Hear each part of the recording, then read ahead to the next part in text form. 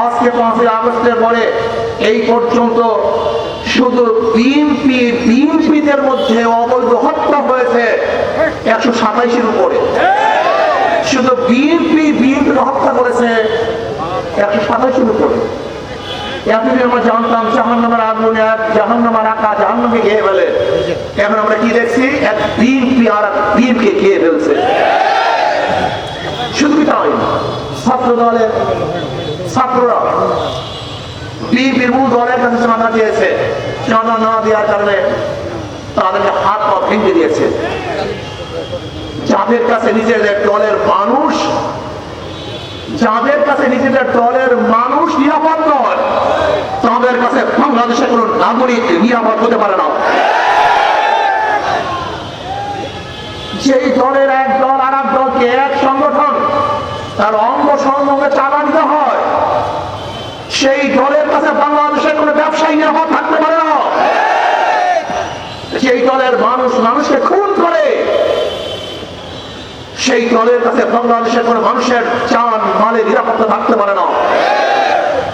যেই দল কাউন্সিল করতে পারে না, নিজেদেরকে সংরক্ষণ করতে পারে না, নিজেদের মধ্যে শিষ্টাচার শৃঙ্খলা ঠিক রাখতে পারে না, তাদের মাধ্যমে বাংলাদেশের কোন অবস্থাতেই শৃঙ্খলাবদ্ধ হতে পারে না।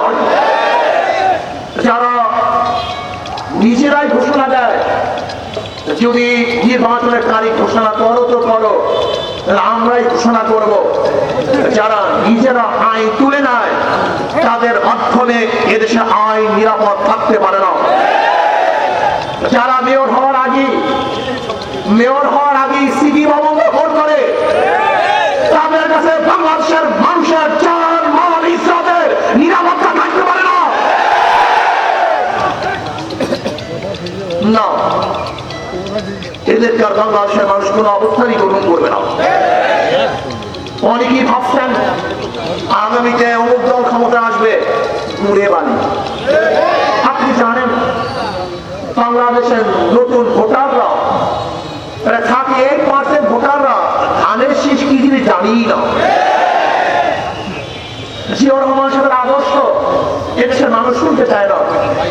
যখনই নতুন ভোটারের কাছে জিয়াউর রহমান সাহেবের আদর্শ কথা বলা হবে, তখন তারা জিয়াউর রহমানের আদর্শ কি বলবে, যে জিয়াউর রহমানের আদর্শ মানে হচ্ছে চাঁদাবাজি করা, খুন করা, অবৈধ দখল করা, জুলুম করা, অত্যাচার করা, অবিচার করা। আপনি কি দেখেছেন, পত্রিকায় দেখেছেন, বক্তব্য শুনেছেন, ইশরাক সাহেবের ওকিলরা বিচারক বলেছেন যদি ইশরাকের পক্ষে রায় দেন তো ওখানে থাকবেন, বসবেন, রায় না দিলে ওখানে বুঝতে পারবেন না। যারা জোর করে নিজেদের পক্ষে রায় নিয়ে আসে, তাদের মাধ্যমে দেশের বিচারালয় কোনোদিন নিরাপদ থাকতে পারে না। আপনারা কি চান, কত রক্ত দিবেন? আবু সাঈদ কতবার জন্ম নেবে? আমরা অবৈধ সরকারকে ক্ষমতা আনার জন্য, অবৈধ ব্যক্তিদেরকে চাঁদাবাজদের ক্ষমতা আনার জন্য আর এক ফোঁটা রক্ত ঝরাতে চাই না। আমরা দুর্নীতিবাদ চাঁদাবাজদের তার ক্ষমতায় দেখতে চাই না। আমরা কি চাই? ইনসাফদার, আল্লাহ ভীরু, আদর্শবান, ন্যায় নীতিবান, যারা নিজেও চাঁদাবাজি করে না,